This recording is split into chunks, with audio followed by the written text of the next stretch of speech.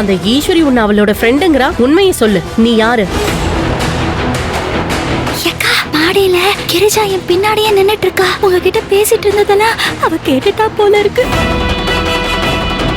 ஆனந்த ராகம் நாளை பிற்பகல் 3 மணிக்கு உங்கள் சன் டிவியில்.